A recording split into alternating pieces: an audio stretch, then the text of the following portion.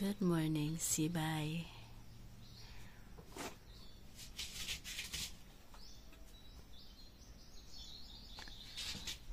$6.54.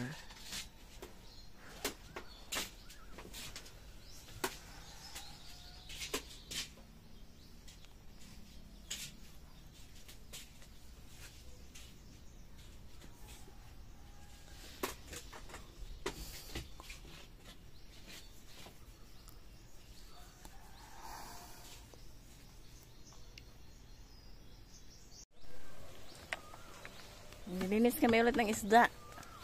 Huli yan kahapon.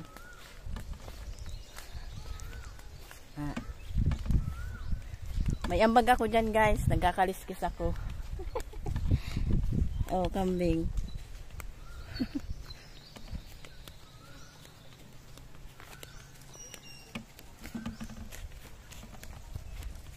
Oh.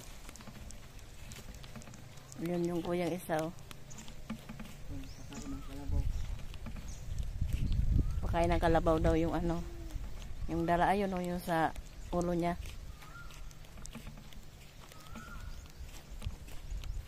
Wala kasing maano dito, masabsab ang kalabaw.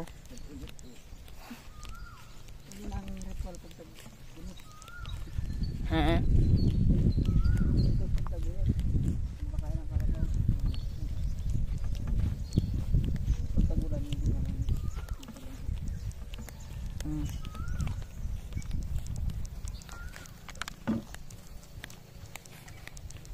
Ano? Kahit walang ngipin ng isda, oh, tututbrushan. Ano? Magchichika lang ako.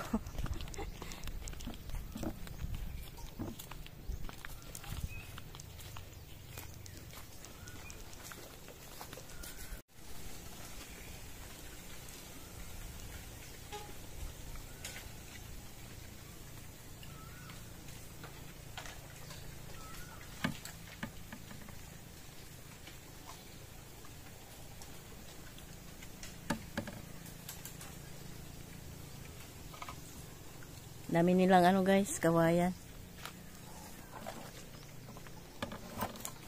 Very, very may advantage.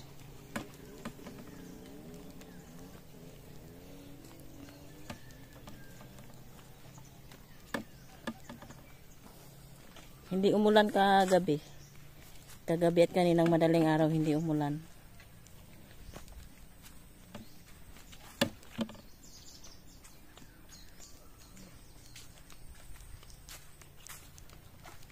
Dapat kada punta dito sa ilog, may dalang timba.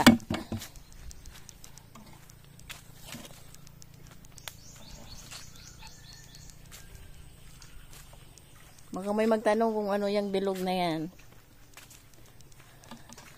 Kahit walang nagtatanong. Balon yan, guys. Balong mababaw. Balong mababaw.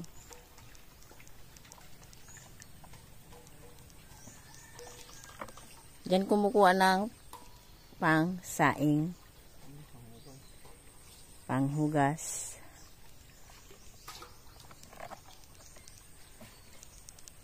Diyan din naliligo. Yung mga duming nakikita nyo, dahon yan ng kawayan, mga dahon-dahon yan. The surroundings, this bamboo. Kaya hindi mainit dito. Yes. Kapon nga, guys, naligo kami hapon na lamig ng tubig.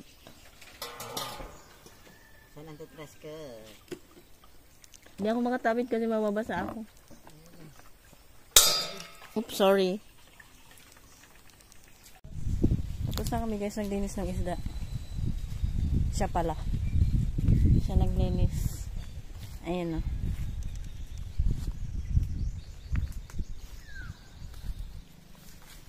Naku, yari na. Anong yari? Ay, dapat lang. Ito bang sabay dun na siya. Basta. Ito, oh. Ayan yung kahapon na huli. Daming antik ko. Bantay ngayon sa langaw.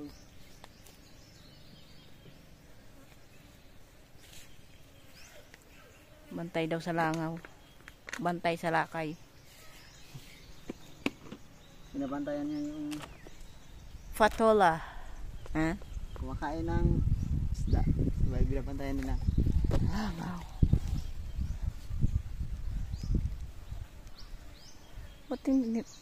Kinakain ba nila yan?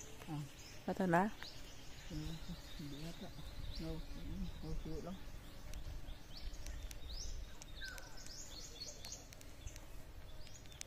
Magbilad muna siya, guys.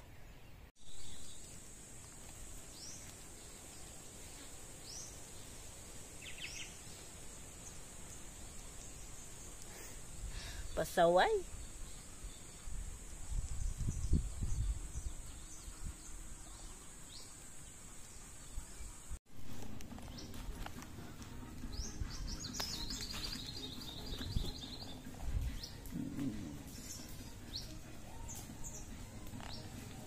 Ano sabihin mo? Ayan, sunburn. Hindi kasi lagay ng takip sa likod habang nabiyahe na sobrang init. Malaki ba? Ito lang ayan naman. Pa guys, oh. Dito. Medyo loose kasi yung neckline nung suot ko eh.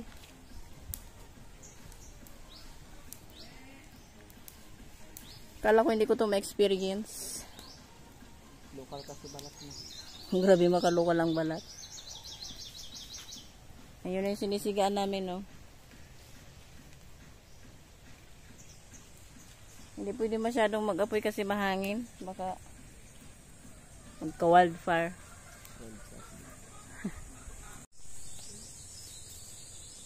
Tingnan nyo guys, nanghihinain yung mga kambing. Yan. Tapos na pala yung iba. Kanina pa kasi pinapakain yan eh. Ayun yung mga bulilit.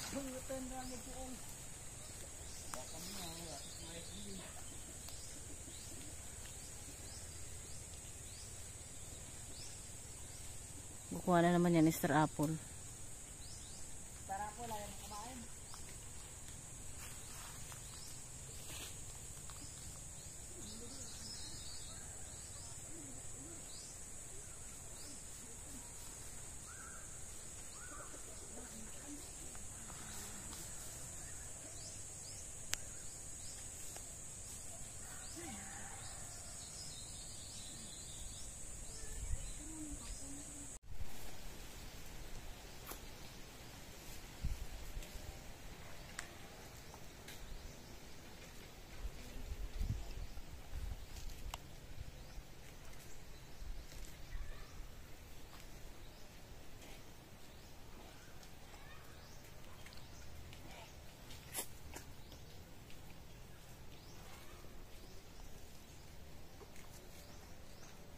Kain tayo guys. Star apple.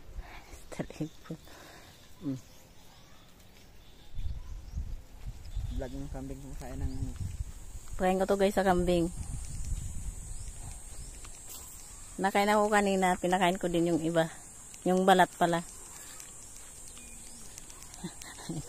Itong lalapit na to. Siya din yung kumain kanina. Oho. Wait.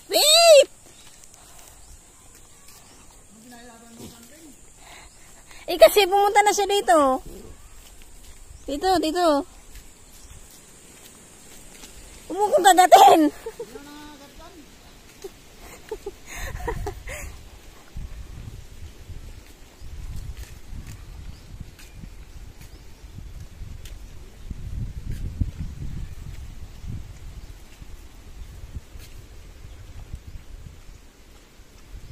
Yung bibi, yung manok, kambing. Di ba? Oh.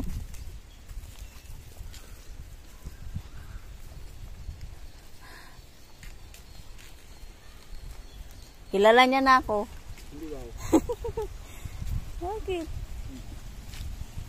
Sa kanya nga. Takaw. Siya na nga daw ang nalapit eh. Oo, na ayawan guys.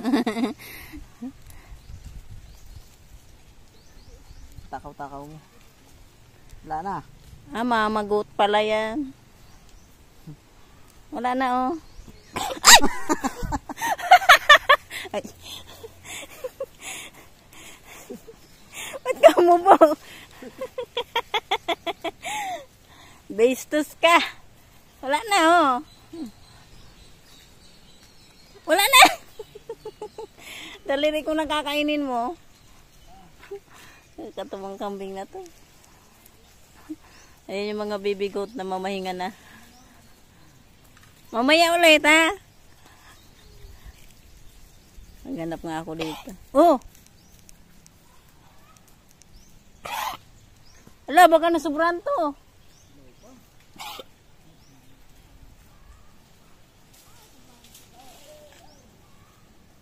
Okay ka lang ba?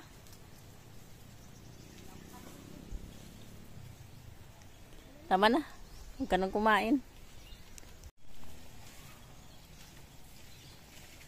Ano ka pakain pa?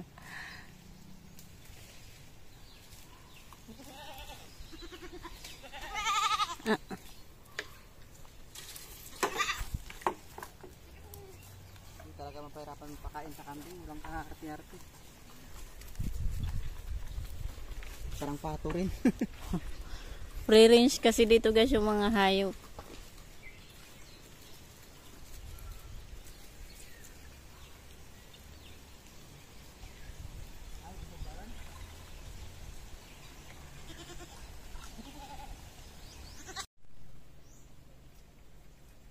(1:52) in the afternoon.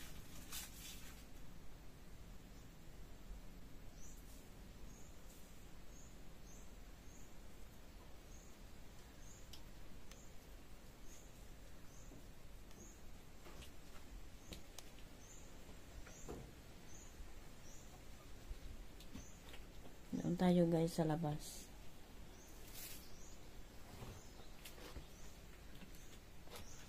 Pag nag-alas 2, buhay na yung generator.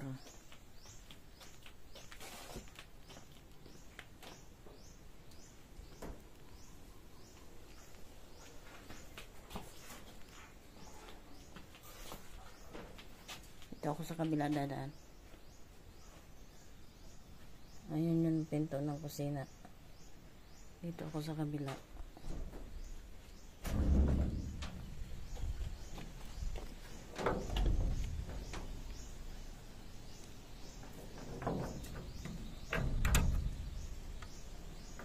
Ano ba to?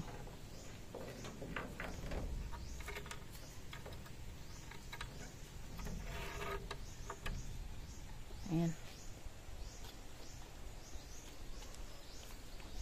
Wala dito yung dalawang kuya, yung asawa ko, kasi naglaot sila. Tapos namin kumain kaninang 10, maya umalis na sila. Nag-iipon ng daing ang asawa ko ng tuyo. Lagi naman yan pag nauwi dito. Nalaglag yung sinampay ko. Yung nilaban namin to kahapon, binilad ko ulit para tuyo. Katulad ng isda.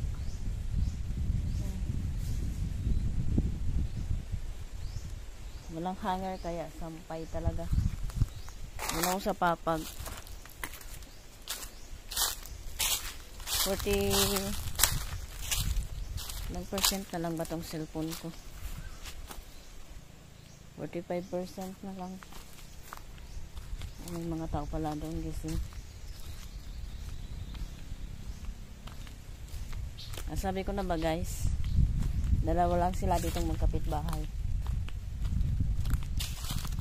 Dito muna ako ulit sa may sa may mga papag. Malilim naman doon sa may isang papag. Pero dito na lang ako kasi bakit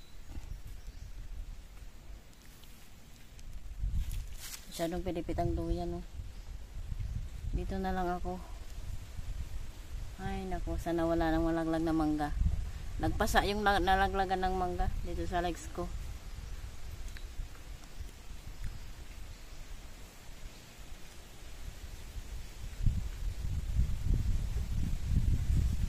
May tao doon banda.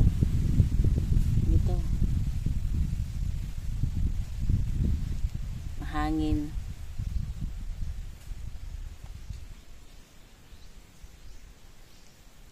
Sana makadami ulit silang isda. Nahanap ko na yung ipit. Naghalugog ako sa bag ko eh. Tinanong ko guys yung ate kanina.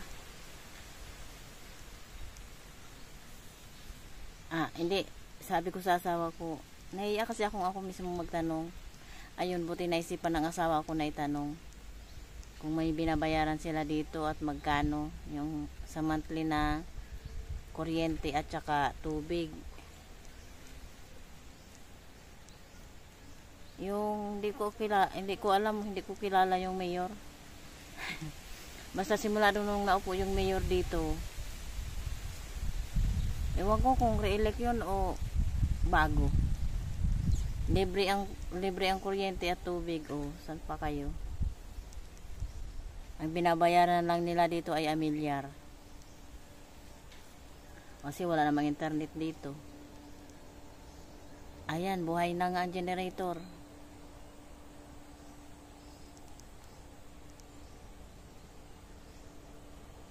Magkakakuryente na. Magkakakuryente. Pag buhay na yan, pag narinig na yan na matik, may supply na. Ang swerte ng may mga appliance dito guys. Katulad kahapon, yung pinuntahan namin kahapon ba?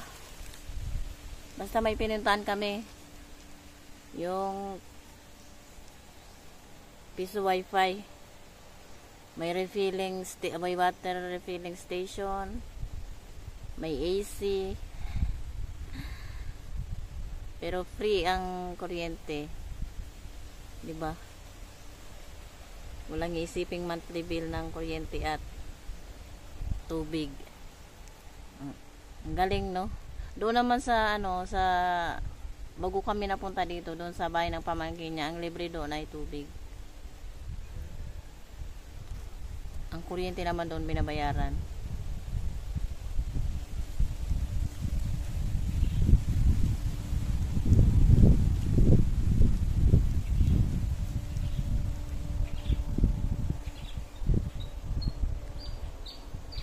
Hindi ko pa ito i-charge kasi